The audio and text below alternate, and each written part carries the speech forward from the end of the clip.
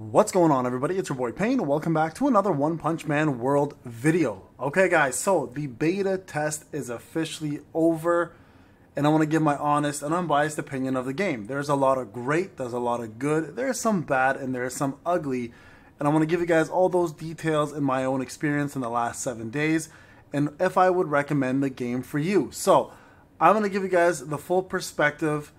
We're going to start with the great, we're going to go to the good, we're going to go to the bad and the ugly, and we're going to cover it all for you guys so you guys can decide on your own when this game comes out globally if it's going to be worth your time. So let's get into this video now. Alright guys, so let's talk about the great.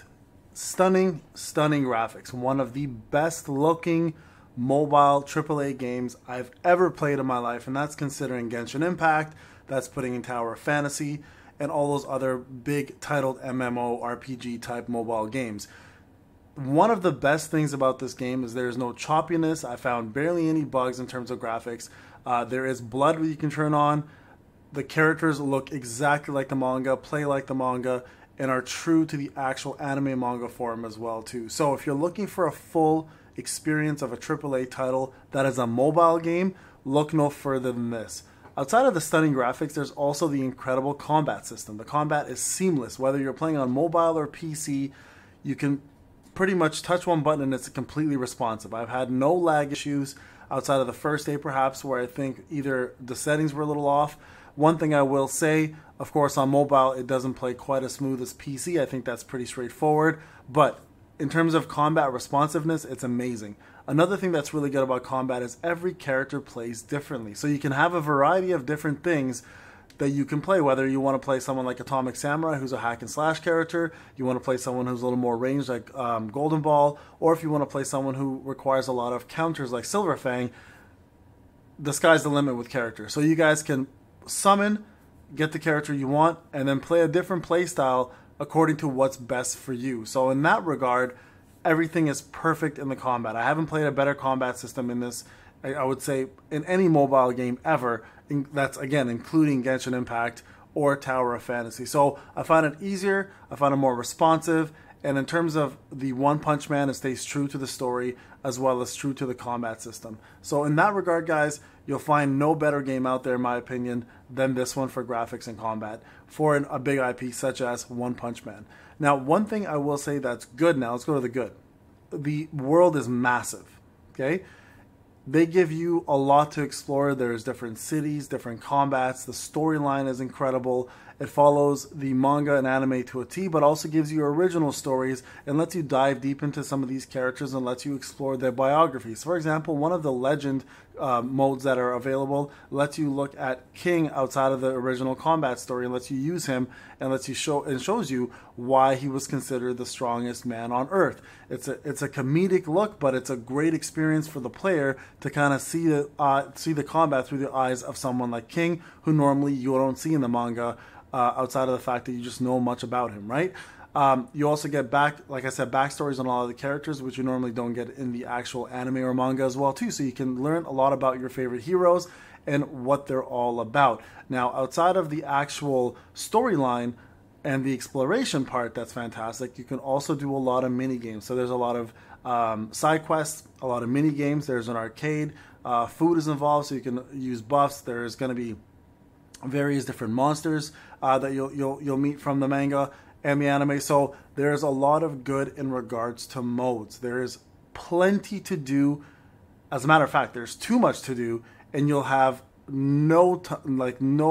have pretty much endless gameplay, right? There's no stopping you from doing what you want in this game, whether it's progressing through story, exploration, or just combat. You'll always have something to do. Another really good thing is they give you an auto mode that you can set. So if you finish the stage before, it lets you auto play. Plus there is bounties and other different modes that you can collect gear a lot easier, as well as getting experience resources or arms or anything else that you require to level up your character or advance them and progress them through the story. So that regard, the auto system is actually great. Let's go to the bad. All right, I don't think there's very many bads, but I'm going to talk about a few things here.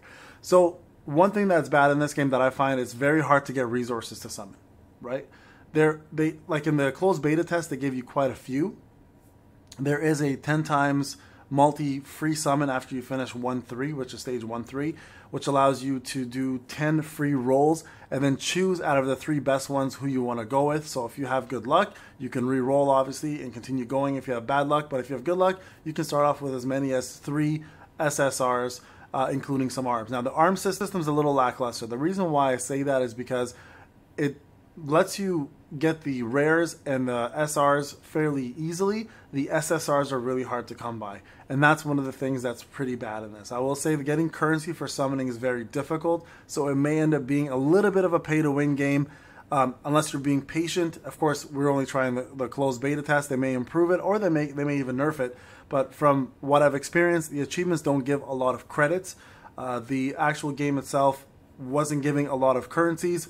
We were given a lot of currencies up front because we were in the closed beta test, but I'm not sure whether when we go live, you're going to have the same experience or not. So I'm a little fearful of the fact that currency is going to be a difficult thing to acquire, and you need, the one thing you don't need is dupes for characters, but you do need quite a bit of dupes for the arms, which play essentially a role like equipment, right? Then there is, of course, the convoluted chip system. I find that this game has too many menus.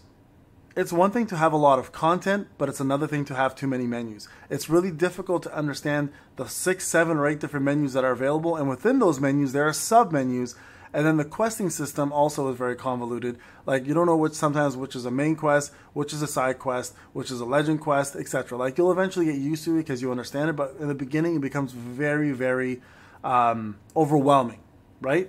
The stamina system isn't too bad, I have noticed, but there is indeed a stamina system, so eventually you will have to cool off on playing, take some time off, and considering how big the game is, I'm surprised they added a stamina system, but it's very similar to Genshin Impact and Tower of Fantasy. It's mostly for farming. You can still go explore without it, and you can still do a lot of the combat without it, but if you're looking to gear up or level up characters, you will have to put some time into your stamina and let it sit and collect. So if you don't like stamina, this might not be the game for you. Alright, let's go to the ugly. Really, the biggest and hardest thing I have to say about this game was the pull rates. The gacha system itself was atrocious. So there is a pity system for each of these things. There are 90 pulls before you get a pity. So 90 summons, not 90 multis, just 90 summons. So 9 multis before you get yourself a guaranteed SSR. Now that SSR can be from the banner, or it can be 50-50 chance to be another SSR, and then you'll have to restart and pull for the one you want. I found that even though they gave us a lot of currency, I only almost the whole time pulled through pity. And that, I think, was kind of rough to watch. So if the game kind of goes that way when it goes live, I think a lot of people will be upset. So I think out of everything that I had problems with, the 2 biggest things were the menu and the pull rates. Those are probably the hardest things to swallow for me.